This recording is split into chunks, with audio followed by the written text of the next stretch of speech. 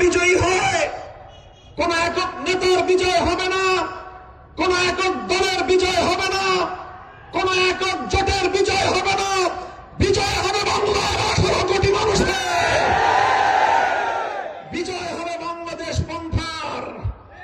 আমরা যারা বাংলাদেশকে ভালোবাসি, হিন্দু, বৌদ্ধ, খ্রিস্টান সহ সকল ধর্মাবলম্বীদের ধর্মীয় সম্প্রীতির বাংলাদেশ গড়তে চাই।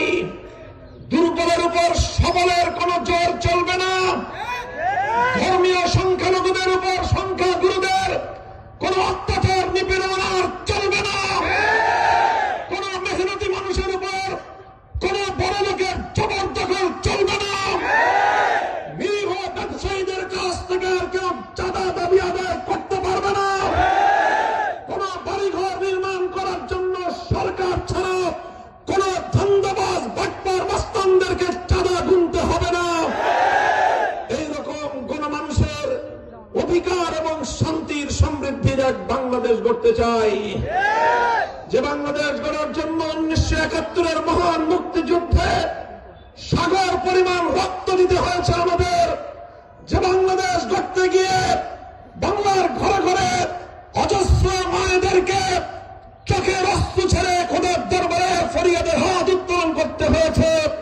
যে বাংলাদেশ গড়তে গিয়ে আমার অজস্র বৃদ্ধ বাবাদেরকে দিনের পর দিন অপেক্ষার প্রহর গুনতে হয়েছে।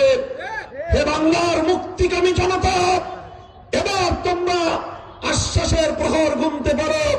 ইনশাআল্লাহ আগামীর বাংলাদেশ হবে আমাদের স্বপ্নের সোনার সেই ইনসাফের বাংলাদেশ।